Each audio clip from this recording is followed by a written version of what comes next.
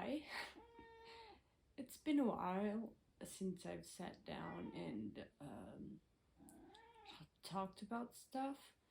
Well, I filmed 2 videos like a while back.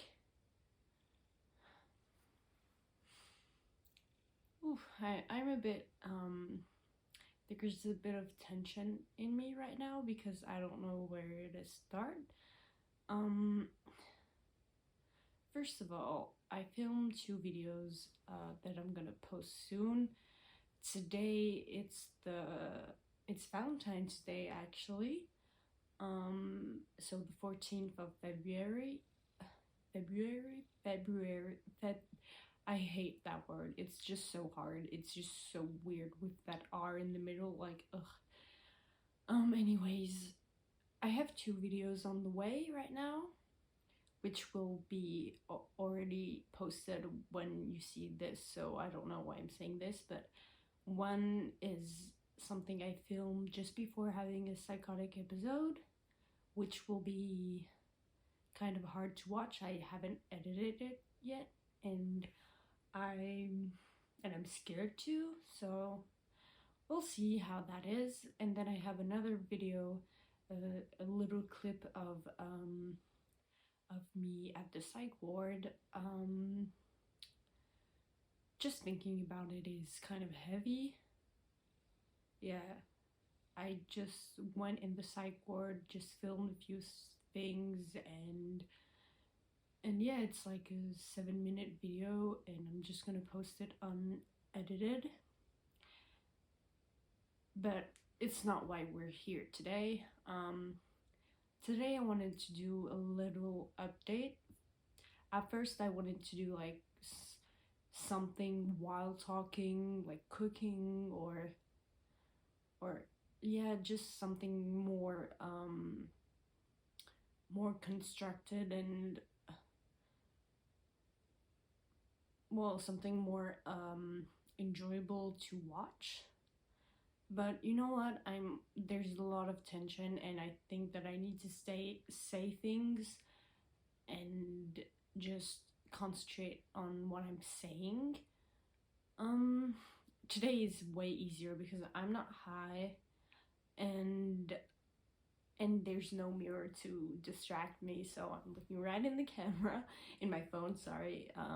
Yeah, so I guess I'm gonna start where I left off last time. So I filmed a talking video on the 26th that just went up. So it went up like a month and a half after I filmed it, because it takes a lot of time to edit and get the motivation to do it and then upload it, and it's a lot of transferring videos and downloading and uploading, and it's just a lot. So it takes a lot of time to do that, especially when there's like 30 minutes of footage that you have to go through, and there's a lot of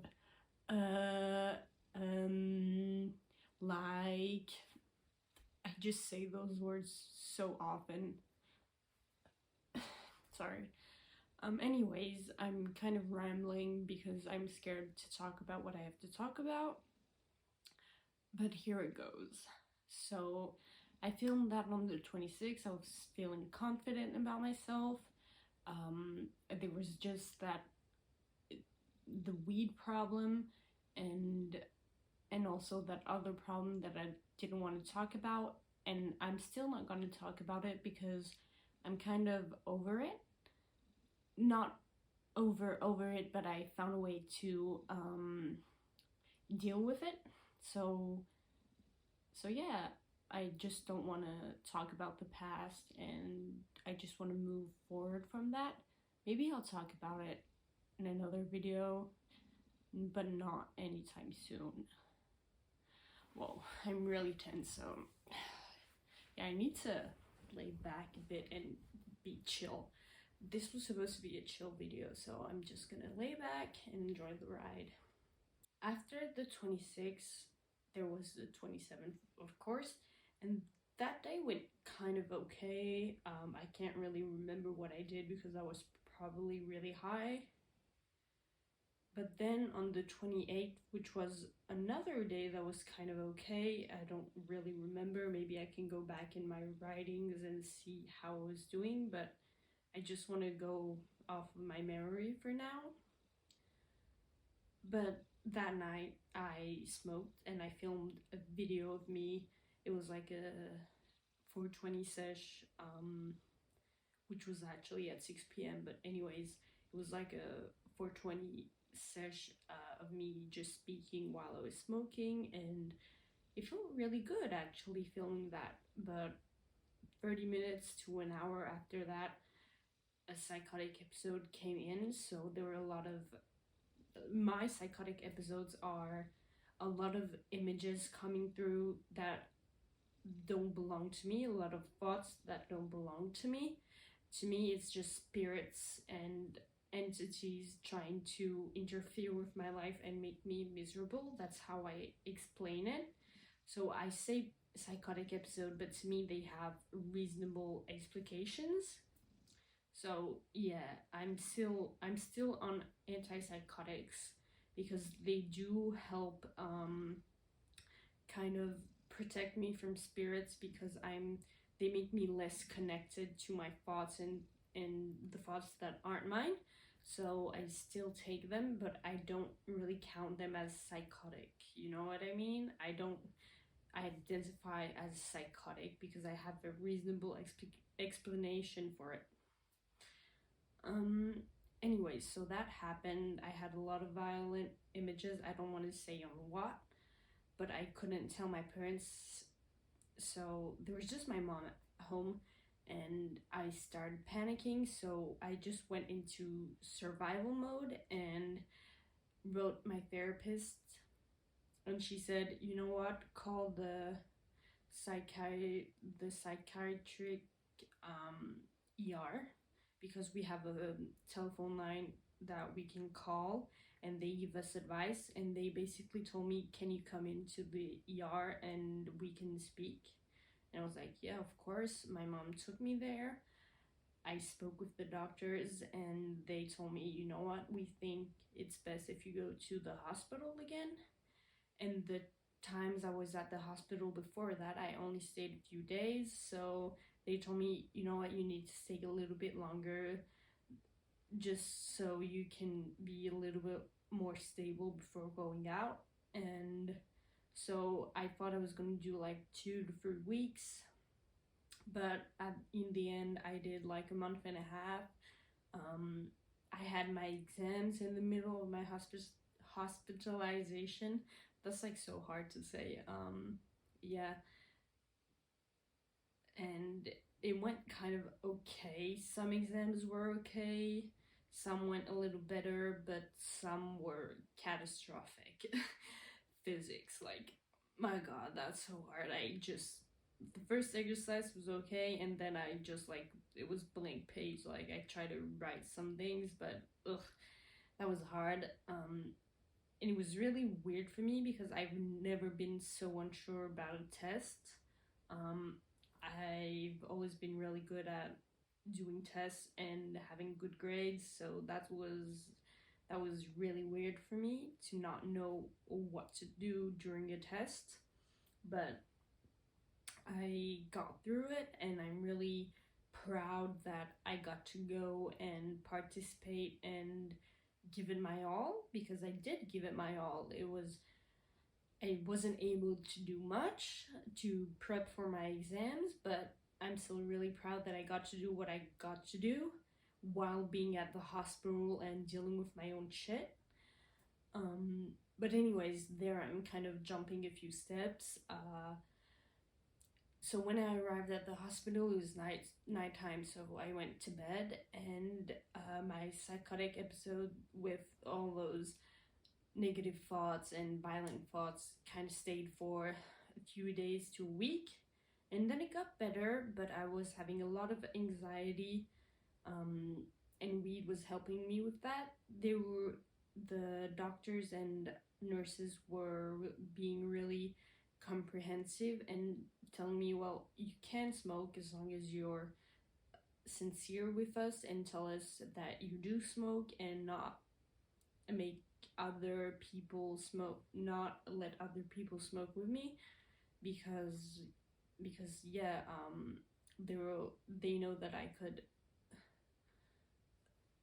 yeah, they, I don't know, they trust me, they know me, um and so I I continued like that for a little while, smoking, and yeah, that was okay. It was helping me with my anxiety, but now I wanna get over it.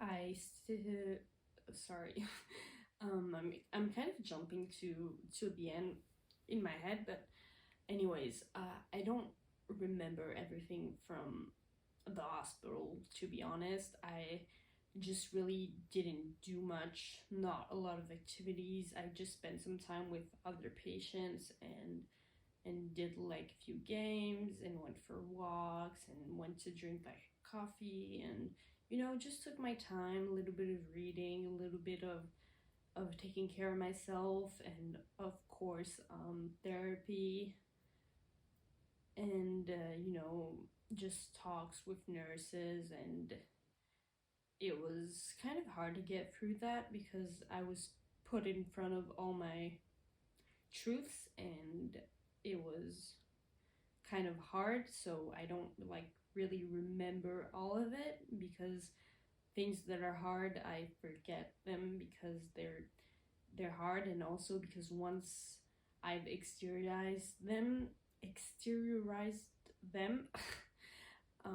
they kind of fade away in the background, which is really good, because I don't want to stay stuck on the past. And anyways, so yeah, I had my exams. I already told you what happened there, and then I was like, you know what, it's time I go home. My life at home is kind of hard with my parents right now, because they're they were always on my back, and kind of they kind of oppress me, like they're really behind my back and always looking at me and always searching for the problem in me, looking if I'm drunk or high, or just normal stuff. But it's a lot for me, it's a lot of energy focalized on me, so it's really heavy. We had a few therapy sessions, family therapy sessions, where I explained how I felt, and I think they understood. They're getting a little bit more detached from me as we go on, and we're finding solutions to me being a little bit more free in my life, at home. So my mom, who works at home, and I work at home too, that's a lot. So she's gonna find a new place to work. So she's gonna rent an office to work there instead of home. So that's gonna help with all the tension and all the pressure. So that's gonna be cool. And so we're finding solutions tonight. We're gonna have a nice talk to talk about family life and how to move forward with me and with my parents. So we're gonna work together to achieve that. And anyways, when I was at the hospital, I met a guy, and we're in a relationship, and it's going pretty well. Just after this, I'm gonna go see him to go eat. Well, he said he was inviting me somewhere, so I don't really know where we're going, but I just know that I have to be at a certain time at a certain at like in the town that we're going to. So I'm just gonna go there and see what happens. But I'm just happy I can be with him today, because we had a little bit of an argument yesterday, but in the end, we love each other and we want to pass time together. And it's I've had a lot of problems with that too, because well, we both have our problems. I mean, we met at the hospital, so we both clearly have our own issues and things to deal with, but we want to move on from the past together and build a new life for ourselves and for each other. We want to build a new life together and be happy. So that's cool. Even though there's been a few hardships. I'm not gonna lie, nothing is perfect, but it's it feels good to have someone. I've been in situationships and non-serious relationships for so long that it's kind of weird. I don't really know how to act. I don't think twice before doing stuff because I've always done stuff alone. So, well, there's a little bit of tension there because I don't really know how to be in a relationship, So, um, I don't act the right way. I don't say the right things, but in the end, I just love him and he loves me back, and this is the only thing that's important in the end. So, yeah, just think about that. It's weird because I thought this video was gonna be heavy and hard to film, but actually, you know what? It's not. Because, with my new relationship and the new year coming in, I feel like I'm getting like a breath. Ugh. I feel like I'm getting like fresh air in my lungs, and it's giving me kind of energy to move forward. So I feel okay. I feel a lot of tension and pressure that I put on myself, of course, but I'm fairly happy. I wouldn't say happy as in like the ultimate happiness, but let's say I'm okay, and it's weird to be kind of okay. Like yesterday I was my therapist and I didn't really know what to talk about, I was just like, I want to move forward and I don't want to talk about the past. I don't really have any new problems I want to talk about. And I was also kind of tense, so I didn't really want to talk about anything. Nothing was coming out, so my therapist appointments were kind of cut short because I didn't really know what to say. But that happens, and I guess I'll have a lot more to say next time. But anyways, I kind of feel like I'm in a new wave. Yeah, it kind of feels like a breath of fresh air, and I feel okay, and I want to move forward, and I'm kind of repeating everything over and over again, I guess. But I think I'm gonna stop this video here. I don't want to add anything too much. I want to just tell you how I feel, and I'm feeling okay. So that's all that matters. And yeah, I'm gonna stop this video here. So thank you for watching. Leave a thumbs up if you want to subscribe. If me just talking about myself is enjoyable to you, of course. And goodbye.